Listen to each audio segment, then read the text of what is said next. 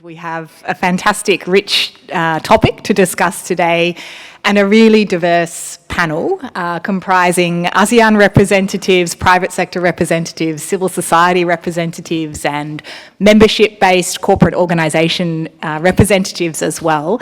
So thank you so much, everybody, for your interest in this session, Developing Business and Human Rights Regional Leadership in ASEAN, with a particular focus on migrant workers' rights protection. This is a very large and more formal room than we intended, but we do intend this conversation to be quite dynamic and informal. We hope to have time for questions as well. We're also aware this is the first side event after lunch, so we'll try to keep intervention short and dynamic to keep your interest for the full hour. But as many of you will have heard throughout the morning, and you're likely to hear through the rest of this conference as well, we're facing a hugely large and complex problem in the context of modern slavery, with those large numbers, around 50 million people globally, vulnerable to forced labour, forced marriage, comprising various situations of modern slavery. We know that within that number, migrant workers are particularly vulnerable to forced labour, to labour abuse and exploitation. And in this region in particular, migrant workers are overrepresented among victims of trafficking and victims of forced labour. And that's due to a range of structural factors, some of which we'll unpack today, but particularly because we have large amounts of low-skilled and low-paid labour in Southeast Asia. And these have been detailed at length in some of the research that the ASEAN-Australia Counter Trafficking program has supported on the political economy of labour exploitation in the region. All of those are available publicly on our website. So given the scale of forced labour and the very small number of trafficking and forced labour cases that we see coming through the courts, it's quite clear that we need a solution that is much broader than just criminal justice. We really need to look to compliance-based measures, to preventative action, to behaviour change, and to multi-sectoral solutions to address what is a really complex and large problem. And this is why we've really brought together such a wide range of stakeholders. They come from different perspectives, but I think we'll find on this panel there's a large degree of convergence and agreement about what needs to happen, both at global, at regional, and of course at national levels as well.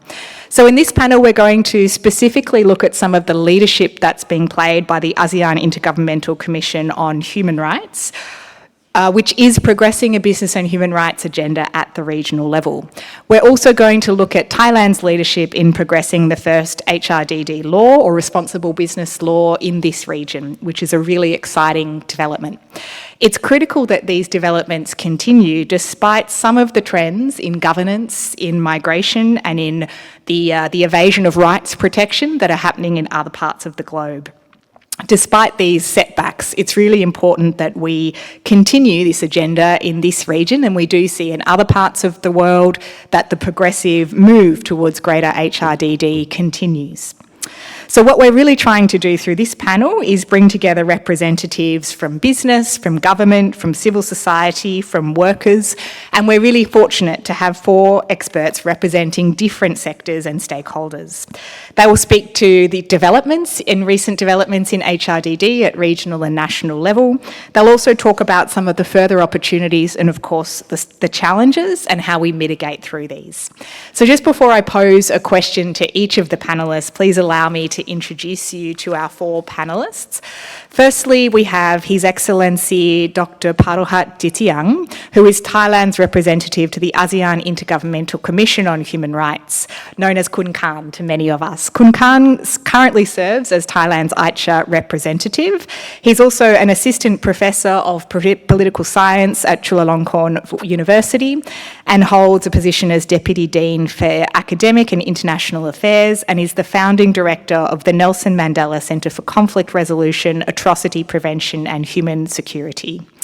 Kun Khan's expertise includes forced migration, refugee studies, atrocity prevention, transnational security, international development and international conflicts.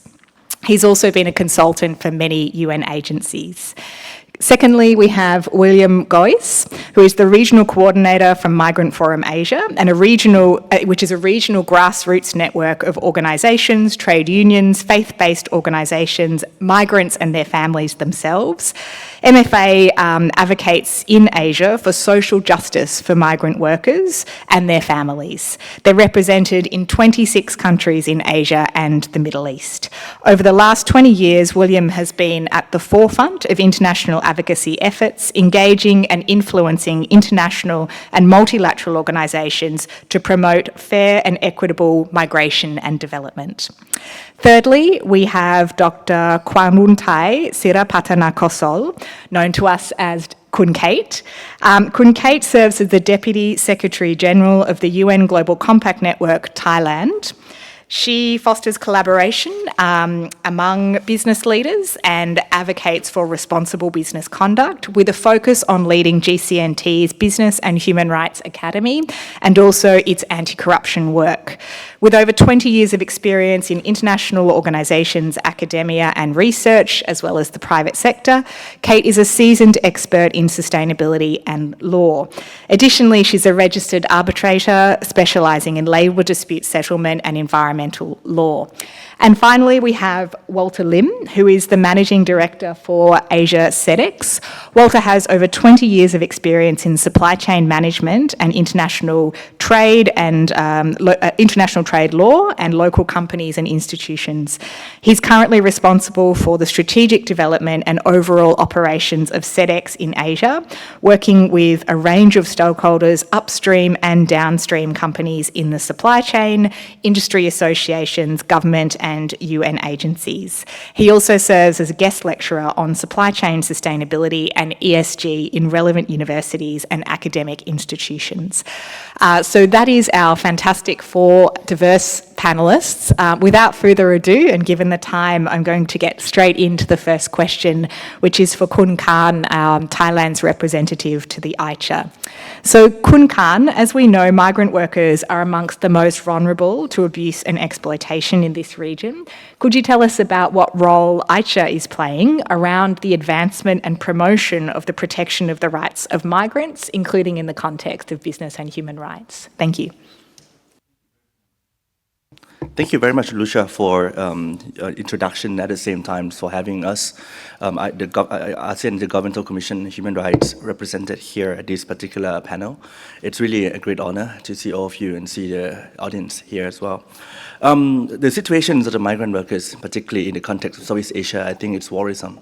And I have to be frank that if you have seen from the report recently also of the trafficking through the spatial rapporteur, and we also in our body recently we have also received several complaints that are actually coming in with regards to how much ASEAN as a community and ASEAN member states have been doing to protect the right of migrant workers. So in AICHR itself, it's really important for us as an Intergovernmental Commission on Human Rights, the role of the migrant workers is something that is very foundation. So as I'm talking about this particular issue here today, I think that I want to acknowledge the important issue here that the vulnerabilities of migrant workers to abuse and exploitation it's really there.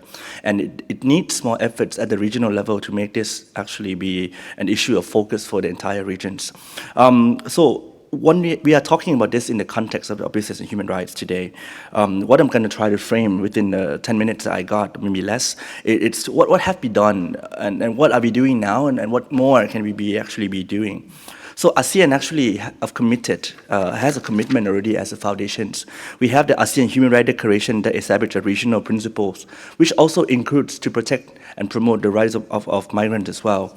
And at the same time, we also in recent years been organizing a human rights dialogue where several of the issues, including trafficking, have been discussing several times. So ASEAN is not starting from scratch, so to speak, but there are normative and political base that we can actually build on.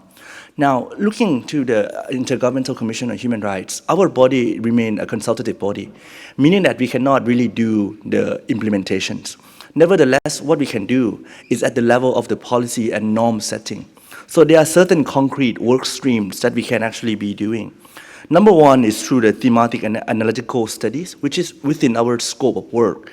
That there are several studies that have been conducted to examine the state practices and also to look into the cooperation mechanisms and learning the best practice, and especially through human rights and gender lens. That has been some of the things that we've been conducted so far. Second, it's also norm setting. With regard to trafficking in particular in recent years, we also been developing, particularly this year under the leadership of AICHR Indonesia, to do the ASEAN guideline on the implementation of the non-punishment principle. And I really want to highlight this because this is also through the partnership that we actually been doing together with ASEAN ACT as well. And this is something that we also launched through the joint and collaborative work with the Senior Official Meeting on Transnational Crime, SOMTC, to ensure that victims of trafficking are not penalized for acts that they were compelled to commit. And these also align with the anti-trafficking efforts with a human rights-based approach. So these are some of the two key work streams that we also been doing. But more than that, what we are doing more as well is in terms of the regional workshop and dialogues. Why this thing is so important, the role of AICHR to provide platform and space, it's crucial because this is something that really allows us to get the conversation across and how we can think about this through a multiple years efforts. For example, in Thailand, in July, we organized a regional dialogue on responsible business and migrations. This is just to look back at what we have been done so far and what more we could do. So the role the regional dialogues come to play in the sense that it really allows us to reflect and think about the way forward for us to really move the regions all together. What is important for AICHR is not me sitting here in this particular chair at the moment. It's how we're going to hear from the right holders. And migrants are not seen, for us, at least Thailand as well, as the beneficiaries, but also the agent in shaping the solutions. For example, in the regional dialogues that we've been organizing at the regional level, we included migrant workers and also victims of violations in the discussions to ensure that their voices are represented. But more important than that is to see what are the solutions that needed to be done. And that's some actions we can draw from for us to really make a concrete recommendations to the states as well as to the ASEAN sectoral bodies. Now, let me just jump right to the very final part quickly because I think that we're going to open the floor later on for discussion and further discussions. If we look into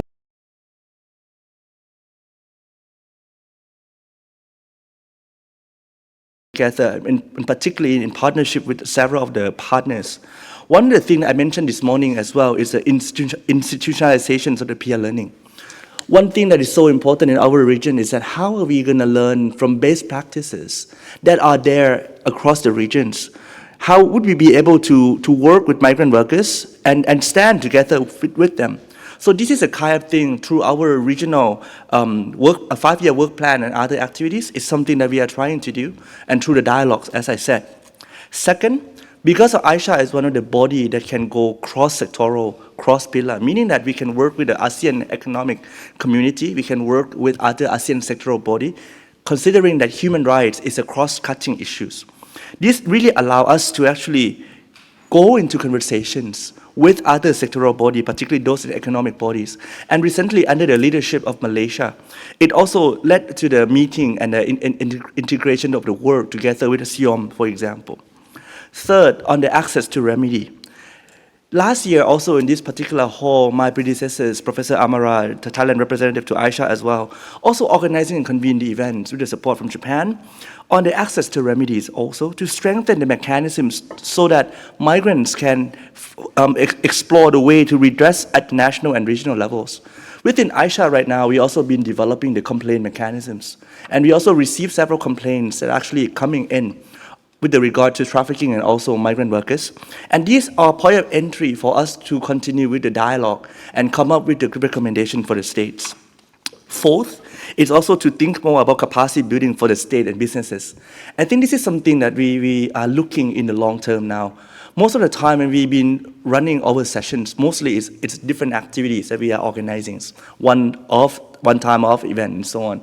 Now we look forward more to something that is very concrete in the sense that thinking about 3-year, 4-year, what are things that we're going to do? And I would repeat what I said this morning again as well. Now we start from foundations, looking at the baseline.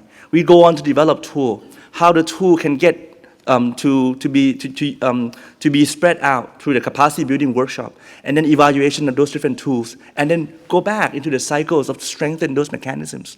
That's our way that we are actually doing. And lastly, is also in terms of partnership.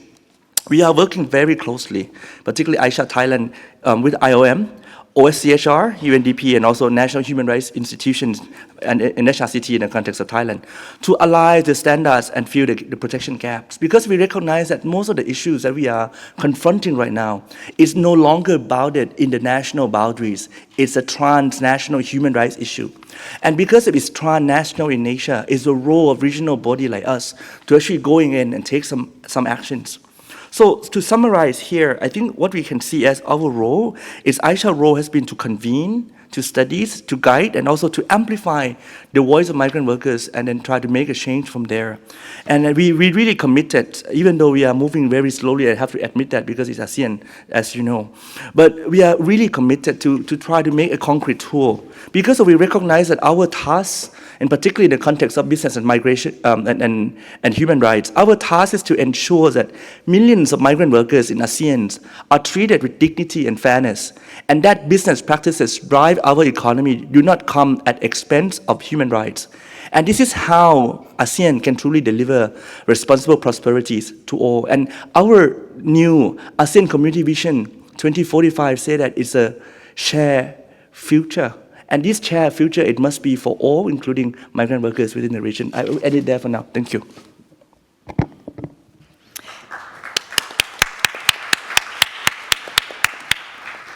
Thank you very much, Kun Khan. I think that was a very hopeful and also very practical reflection on what ASEAN is really best at, and that is that normative, incremental change that happens over a number of years and that brings all 10 members together in a more consistent and level playing field way. So a really great framing to start our conversation.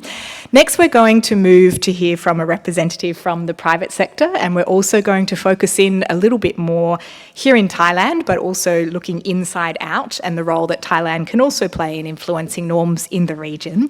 So Kun Kate, from your perspective and your years of experience working across UN agencies, private sector, also working with individuals and on individual cases as well, how can the private sector support the development of HRDD here in Thailand and also the region? What are the challenges, opportunities and incentives really for the private sector to act? Thank you. Thank you very much for inviting me as part of this important issue. Actually, when you ask us, like the private sector, how can we support this initiative? I think we should look at us first, the benefit of the private sector to do so. I think there's a number of issues why HRDD it's no longer become issues of moral. I don't think the issue of moral can be discussed here, but then it's become a business strategy, and I don't think any all side of the business and all sector, I think they are now become more aware of this change. I mean, it's not just only the big or large company to aware of this and doing HRDD, but the SME also aware of this. But how? This is the problem, the challenge in Thailand, how the HRDD become implementative in the sense of becoming more and more integrated into the business strategy. This become different level, I think, and although awareness is there, but different level. But look at how we use the HRDD in the sense of business implementation or business operation. I think the HRDD is continuing process, and it's not a one fixed, one-time process. And it's set up as the process that come from the tone from the top. We need very high commitment from a high level, like the executive or management, to see this, to see the value of HRDD. And I think this, if our business of all sides has seen this value of HRDD. So the contribution to issue of human rights protection or migrant worker rights protection become kind of impact. So I think this is from inside out from the business to public sphere. I think this is very important. And then from the policy level, we need to see how human rights and business and human rights can become as a kind of issue that contributing to each other. So the policy can set the tone to respect, as we have the duty to respect, to respect human rights in the sense of it can be a minimum requirement first, right? I mean, from the UDHR, from different agreement or conventions, from ILO perspective, or from the collective action, or anything that we think from that provide the fundamental. So I think we don't need to go that far. We just go minimum requirement. It can be starting at the national requirements to ensure the compliance issue.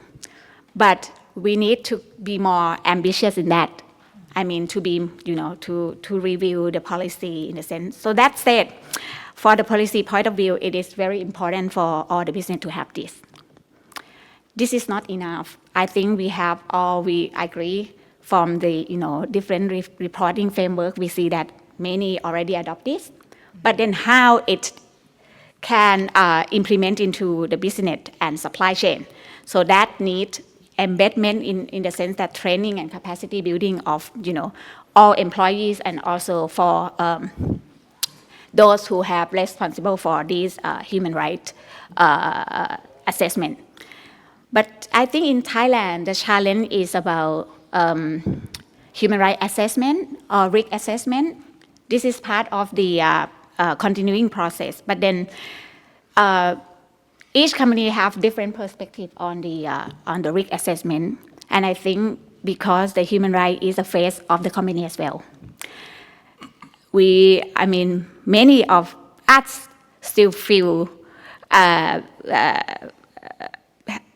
concerned of disclosure of this. So I think the risk need to be admitted so that we can help corroborate and contribute to the impact. So I echo the impact because it is very important, and I see that in Thailand, from the context of Thailand, there are some risks that we share. From the labor-intensive sector, we share the risks of we need the labor, right? And then issues of migration, still a risk of a country. I mean, in the sense that because there are risks involved in the recruitment, placement, and even from the contact termination, how to repatriate them. So these are all kind of things that migration issues still become the risks of the country and of the business level, especially for those in the labor-intensive sector. So this, I think it is very important to look at these risks and to see what needs to be mitigated. And I think some measure that I can share with you to ensure we can respect the right of worker, the right of affected people in terms of migration. So I think it's respond to the topic as well.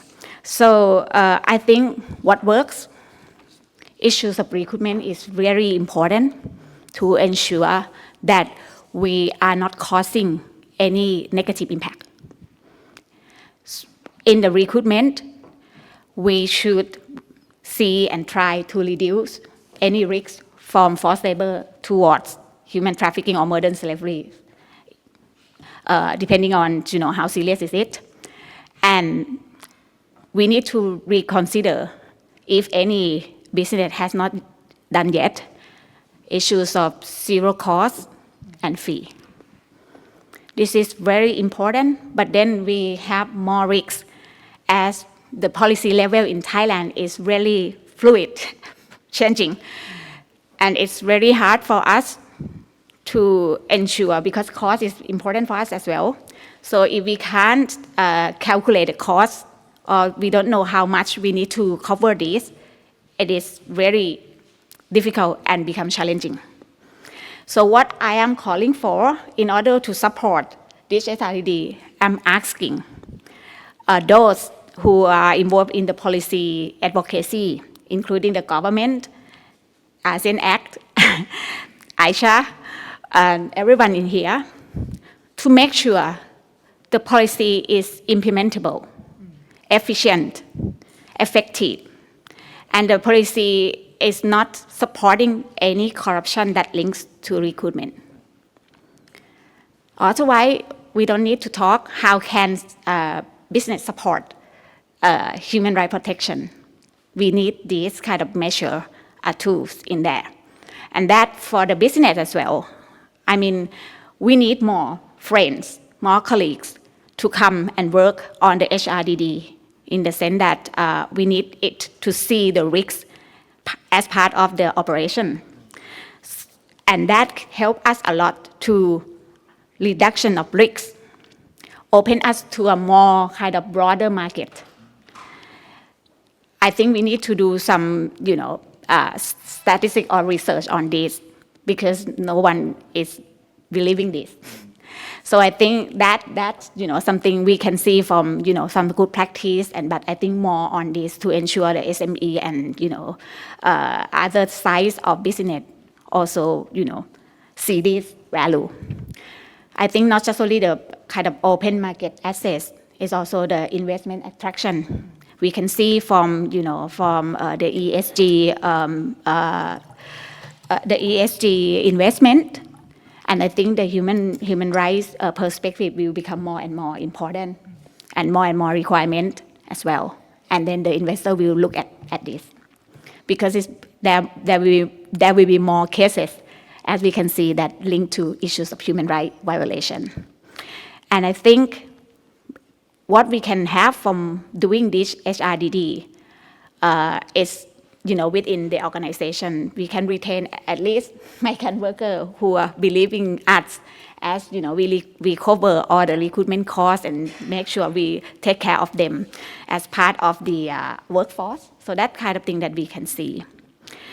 But I think what I am also calling for, I think the government also need to support us, support the government, the financial institution need to also be in this work as well to support us to gain access to any kind of incentive. For example, the tax incentive, the tax reduction, the tax promotion, or in terms of financing.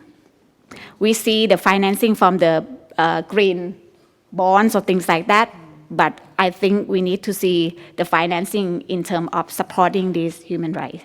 So this is 2 points that I think the policy and the support from other would also help us leverage our power from within organization to ensure all are protected and no one will be left behind.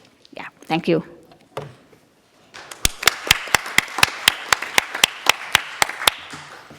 Thank you so much, Kun Kate. I think you moved this conversation on from should we be pursuing HRDD to how can we be operationalising HRDD, and there were some really practical suggestions there for policymakers around implementable and effective policy, but also the incentives for rewarding the right thing.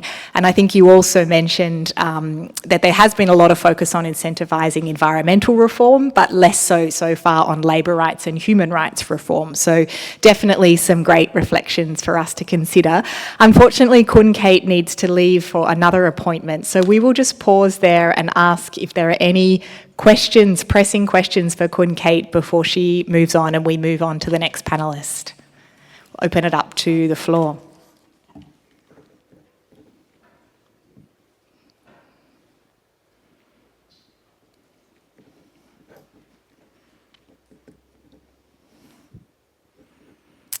Okay, should there be none, thank you so much, Kun Kate, and we'll take those discussions and reflections into the group discussion as well. Thank you for joining us. I'm sorry to leave early, but I'm hoping to see the value of these kind of topics and to move forward on this issue. Thank you very much. Thank you.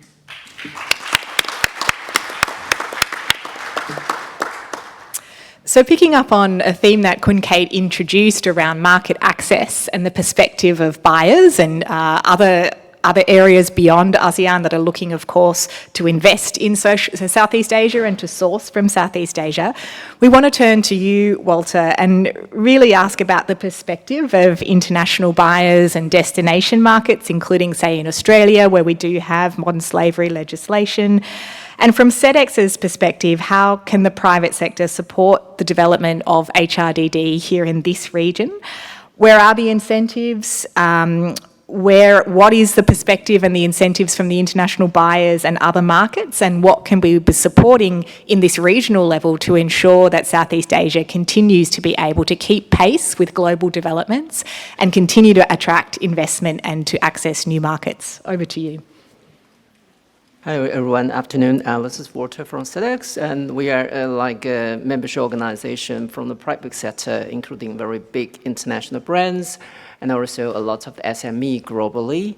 And I think there are three questions that you have mentioned about. I think the first one is about what will be the other region or international markets exportation on HRDD, particularly for this market.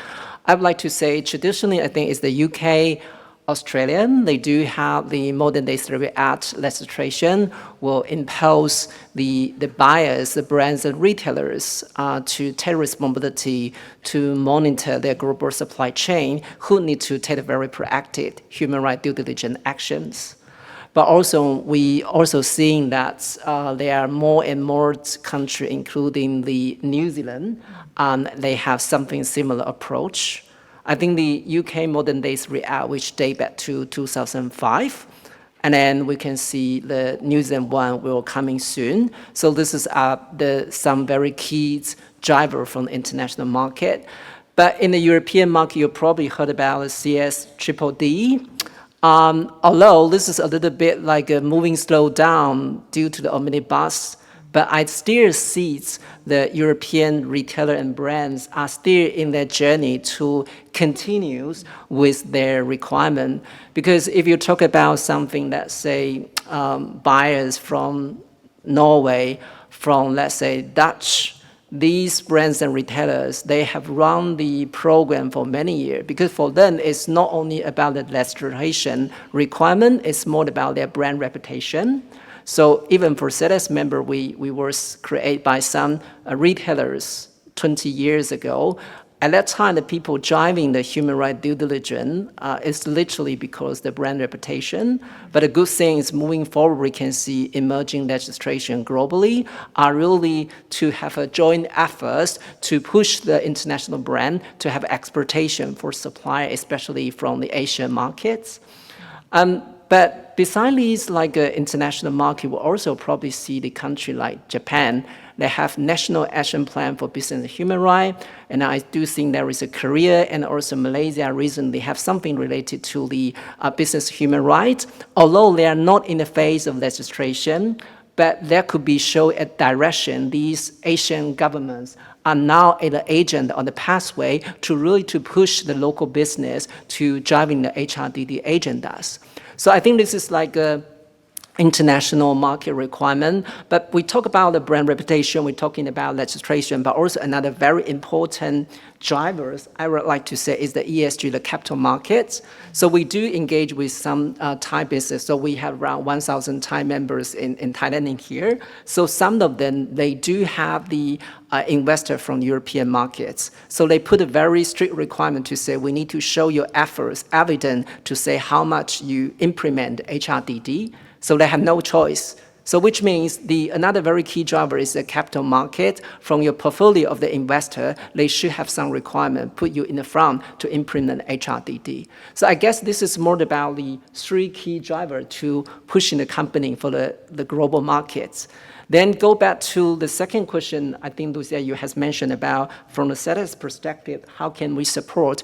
I'd like to say for Sedex, we are more about the community. So what we will do is the first thing, I think there are two panelists mentioned just now, is very important about peer-to-peer learning. So what we are doing is we have international buy and brand, but we do have company like Kate company, also a Sedex member.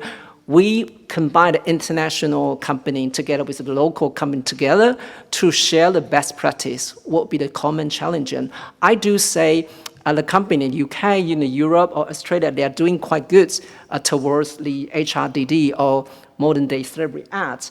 But I think in the Asia country, the company in here, they are still in a journey to learn. So how can we join hand by hand to support each other? I think this is the value where Sedex can create for our members. But secondly, I would like to say we do provide some tool, like a risk tool, which can help our member to identify the potential risk, like migrant workers, human trafficking in your supply chain. But the most important, we provide some toolkits to ensure, especially the small and medium-sized enterprise are also on the journey. Because I think there are so many resources, because I was working as a French retailer as a procurement people several years ago before I joined Sedex. And I do understand we were getting so much efforts, support to our first-tier and high-spending supplier.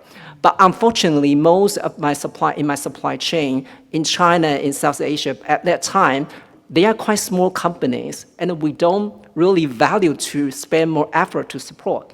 But now I think it's very important to the organization like us, we need to create a more toolkit and guidance to ensure there is a public available document toolkits SME can really to accept, to learn. But again, we also want to provide opportunity for SME can really talk to other SME in other countries, other sectors, so they can learn from others. So go back a little bit with the sector perspective. HRDD maybe it's quite new for Asia market, but there are some sectors they are very in advancing stage, including apparel, electronics, FMCG. They are quite good because they are already being requested by the international buyer for so many years. But now there are other sectors like constructions, minings. How can they handle for that? So I think it's very important to have like a cross-sectors collaboration to learn and share. And regarding the final question you're talking about, what incentive? I think there are so many ways, as Kate mentioned, I think it's very important to policymakers to have something, tax-free or refund things which we can provide to the company.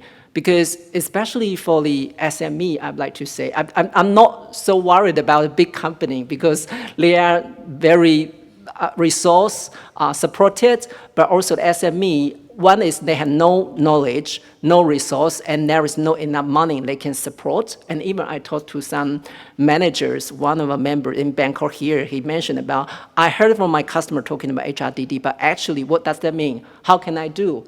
Someone can help me. So this is a very challenging in-the-ground situation. We heard a lot. So I think the government or policymaker, we should have the policy, but again, we need to think about what any fundings or what any public available resources we can provide to the SME in a different country and region. But the second, I would like to say, for the buyers, international buyers and the supply, I will say they will spend quite a lot of efforts to support their supply in the region. Particularly, we have a lot of members in Australia working with ASEAN-Australia to do quite a lot. But the key thing is about how can we scale up, right? And how can we ensure buyer can provide a little bit incentive, the financial incentive, for example, if you do quite good in HRDD, were you to say next year, I will give a little bit more orders, just making the business owner really to see this is something I can buy in. Because the thing is not only about you ask the supplier to do, because if I'm the manager, I'm the person engaged with customer in Australia, then I need to talk to my boss. So in the business, we talk about business case, we talk about ROI. So how can we, I think as a buyer working as a supplier, really make a business case, which as a people in the supply side, they can talk to their management to buy an idea, because buying an end day is related to cost, is the support. So I think this is a second support or incentive we need to get. And the last but not least, I think two of the speakers we have mentioned about from the financial markets, like we talk about green funds provide for sustainable things about like low carbon, but they are quite rare support for the labor side, human rights side. So can maybe the capital market really think about how can we balance the incentive, not only for the E, but also for the S. So I think these are three kinds of the level of the incentive. Personally, I think it's important to address the topic. So I will pause for now. Thank you.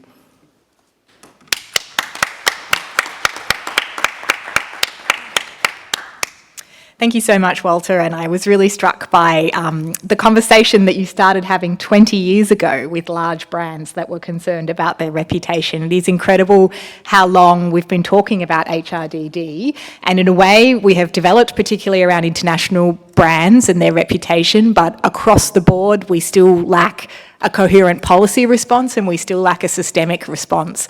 So I think it's good to know the history and a real call to action that we need to broaden our focus beyond just international brands, but also focus on SMEs, MSMEs, and make sure that there are incentives across the board for both suppliers and buyers to be moving towards greater adherence to HRDD.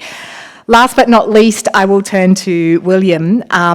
We are really interested, William, in hearing your reflections from civil society, not only in this region, but globally. I know you've been travelling and engaging in this debate beyond the ASEAN region.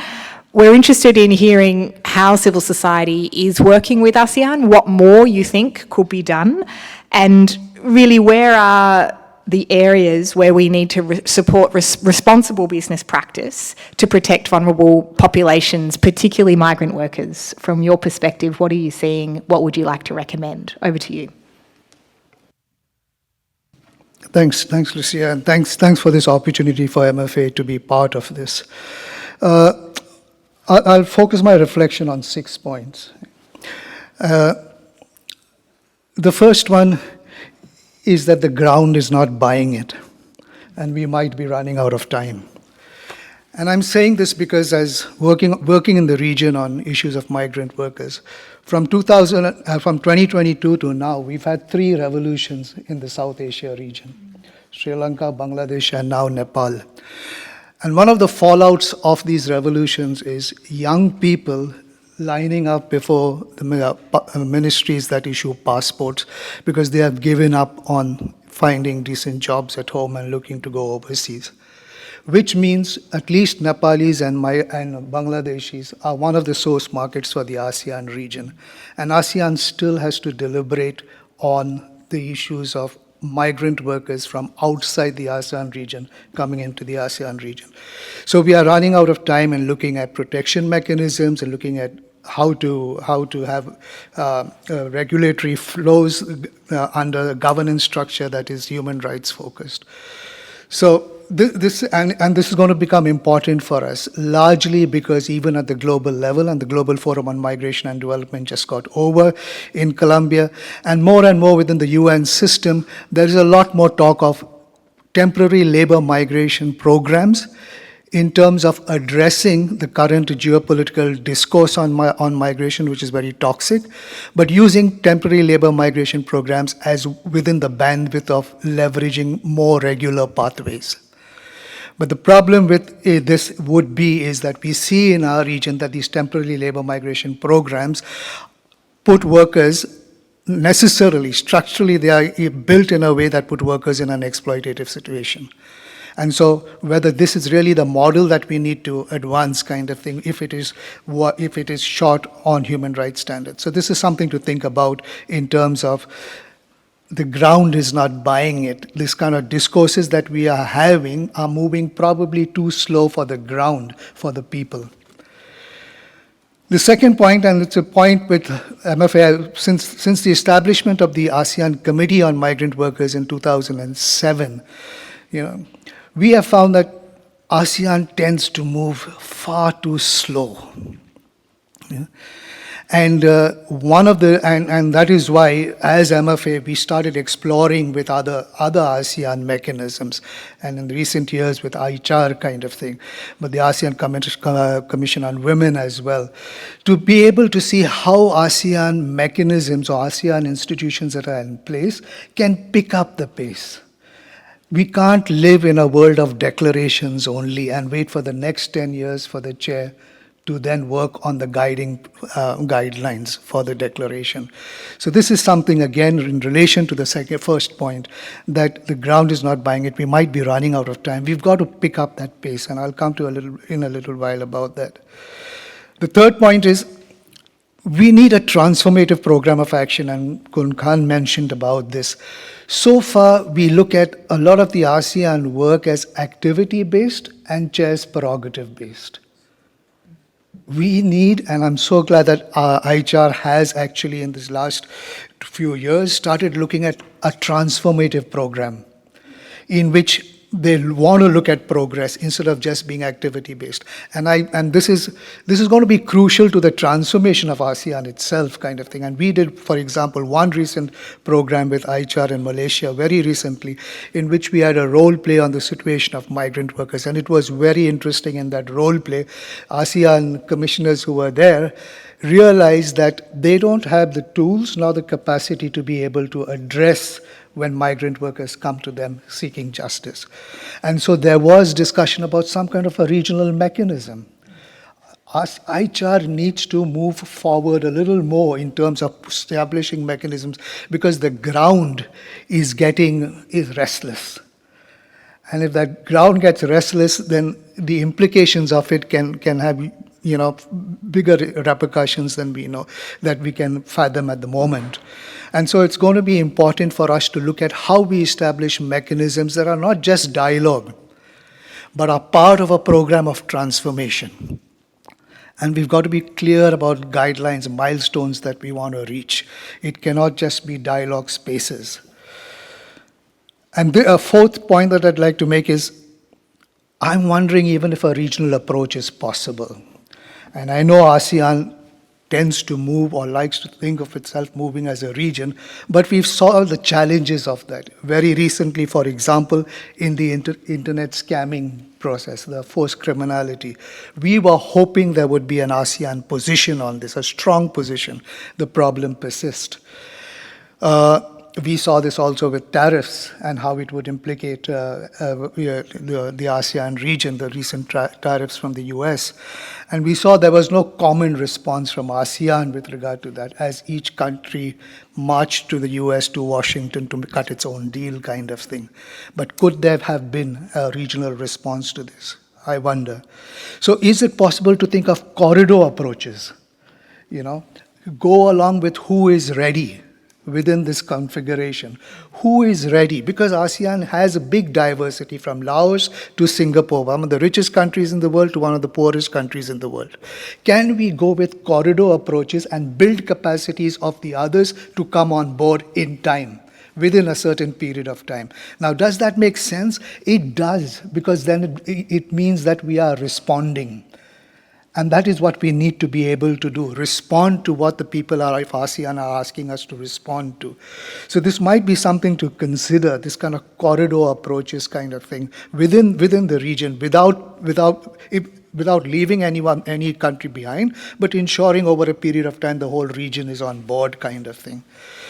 The fifth point, in a lot of the business and human rights discussions that we see, a big sector that is left out very strongly and even missing in these halls today is organized labor, trade unions.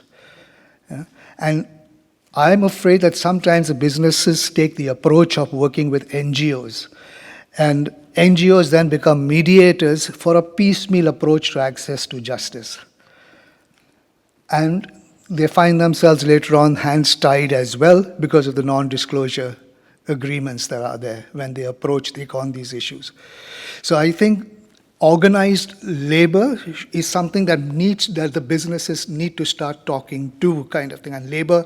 And it could be about reform of labor laws within the ASEAN region as well. We can look at that, but the thing is, how do you bring in an organized labor perspective into these spaces, rather than take these small cases of addressing recruitment process or access to justice or wages, kind of thing, because these only surface when there is somebody who dares to complain or when somebody is called out. But we don't even know, we have no estimate of what the real problem is and how big it is. It was only there when it surfaces, and that's it. And it's clamped down on very fast, very quickly. So this is something we might want to look at, as to how organized labor starts getting engaged into this. And my last point is, businesses need to take on a whole of migration cycle approach. And why am I saying this is because the business's responsibility to the community is not only to the workers in their factories or in their supply chains. It is also to the countries of origin from which they source workers. One must understand within a framework that we have today, and migration as a framework where labor is sourced from countries of origin for a business and for a country of destination, your responsibility then also lies with the country in what you do for the country of origin, in terms of making sure that it does the community impact that you look at in your due diligence and your environmental scaling. Also, the country of origin from time of pre-departure right up to return. There is a responsibility. And we tend to look at only a narrow thing of just the supply chains and access to justice. That's all we sometimes limit ourselves to. So these are some of I think, where we need to kind of move this agenda forward. Because like I said in my first point, I think the ground is not buying it. And we need to be able to see how to fast track some of the work that we are doing and discussing in these halls. Thank you.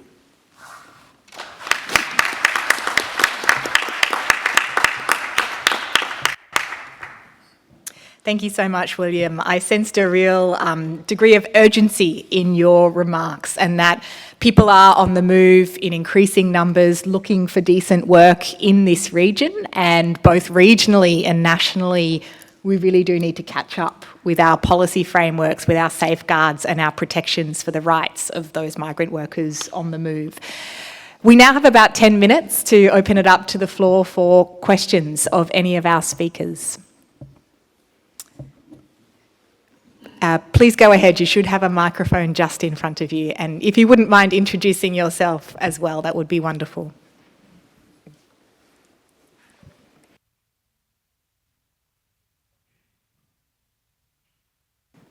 Hello. Okay. So I'm sure I'm a graduate student and from Mahidol University, and my thesis focus is about migrant workers' rights in Thailand. And I have two questions. The first one is related to currently in Myanmar, there's a policy that comes out that migrants, it started last year, that migrants who go and work in other country, they have to remit 25% of their income back to their countries through the channels that government has specified. And then what happened is like the recruitment agency, they deduct money. Like for instance, if it's a 2 years work permit, they deduct before migrants even go to other countries. So the cost even like larger. And then the impacts of this is because the legal migration is expensive, people started to turn to illegal, and more problem of labor exploitation and human trafficking. So I would like to, as a ASEAN community, like, do you see any other mechanism that can pressure the government to be more relaxed with this sort of policy, because it not only impacts on migrants from Myanmar, because it also affects migrants receiving countries when the inflow is through illegal. That's the first question. And the second question is, I see in ASEAN communities, labor union is really weak. And then how can we strengthen these labor unions and voices? Because for the investor, they always try to look at the countries where they can seek for the cheap labors. So once the unions is strong, it means that more investment costs. And how can we ensure that those business, they will not remove their investment and go to other cheaper countries? How ASEAN can come together and strengthen labor union? Thank you. Thank you very much. Two very complex questions there and really good ones. We'll take one more. We'll take two more questions and then we'll come back to the panel. Good afternoon, everyone. Adrian from Malaysia. With regards to ASEAN and the three pillars that have been very there from the beginning, the interaction between these three pillars, it seems like the silos are quite strong, and that may be one of the barriers from preventing migrant rights and labor rights to be improved. What structural change would be needed to overcome these barriers so that we can get genuine solutions. And I agree with William, this time is ticking and we must address things faster. Thanks. Yes. Hello, everyone. I'm Eva from Indonesia. I would like to ask maybe specifically to you, the representative of AICHR Thailand. So you mentioned regarding the complaint mechanisms, right? So I just wonder, because it is really like a great effort and initiative which is really applicable as well, maybe comparing to other declarations. I would like to ask, what are the AICHR's next steps to activate these mechanisms so it can be, applied effectively by the workers, or also the victims, as well as the countries in ASEAN? Thank you so much. Thank you very much for the round of questions. Firstly, the question on formal migration processes and making sure they actually benefit workers. Are there other mechanisms or levers that we can use at the ASEAN regional level, noting that not all countries have policies in place that make safe and regular migration the best option for migrants? So I might first direct that one to Khun Khan. I think I will combine the answers to all three people that asked questions, all in once, actually. I think that the problem when we talk about ASEAN, we really have to recognize the limits, right? I mean, one thing that cross-pillars, cross-sectoral, that's one thing. We got consensus, we got non-interference. So the structural needs will be have to, at the institution level, right, to strengthen and rethink those institutions in which particular context that non-interference should be some flexibilities. Because when we are facing crisis, we are not able to do anything. And we stand still. I mean, that's a problem. So, I mean, that structural need, it's not even just in terms of the cross-sectoral, cross-pillar, because otherwise it's all talk shop, right? So eventually it has to rethink about the whole of ASEAN itself, or the very existence of itself. And I think that one of the things that we really look into, for example, in the context of AICHR, the TOR review, for example. The TOR is supposed to be reviewed every 5 years. Until now, AICHR exists for 15 years. It's never been reviewed of its TOR, and very transparent to all of you there. So that's something that's really important to start with, to rethink the whole institutions again. And in the ASEAN community vision, is to strengthen mechanisms, is to really think about this. So, I mean, from that part, it will answer all other questions. Whether or not in terms of, the migrant workers, how ASEAN can do more, and what William has been talking just now about the transformative thinking. Because of those limitations, it becomes a zigzag way of people trying to do things, try to be creative, and so on and so forth. But eventually, those creativities, it also fakes the wall eventually as well. So eventually, what is really important there, it's how to really come up with, the whole thinking of ASEAN itself. What is it for, and how we can be united as one, really, and so on. So I think that's the response to the first two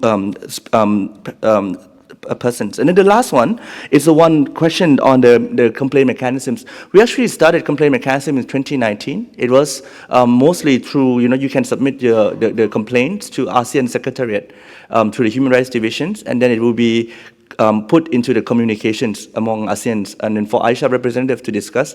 For example, in the context of Thailand, when we receive complaints, we will contact relevant authority within Thailand and report it back within AICHR. About those different complaints, what happened, what we have been done, and what are different views. Because of when we contacted relevant authority, it's not simply just go to the government, but we also go to the National Human Rights Commissions of Thailand as well, which is an independent body, also in that sense, to get inputs on those very same issue. So in that sense, we get the whole view of the situation, and then we responded back to the complainer. So in that sense, I think we are gradually establishing that mechanisms, and then I think you're going to see it more clearly by the end of the year, and under the chairmanship of Malaysia this year as well. So I will end it there. Yeah. Thanks very much, Khun Khan. I might turn to you, William, for any reflections on how we can strengthen the organised labour movement in this region, and then changes are needed to promote regular, safe and successful migration for labour. When we speak today of organized labor, at least as MFA, we definitely look at the trade union movement, the labor movement. But when we talk about the labor movement, we also recognize that workers are all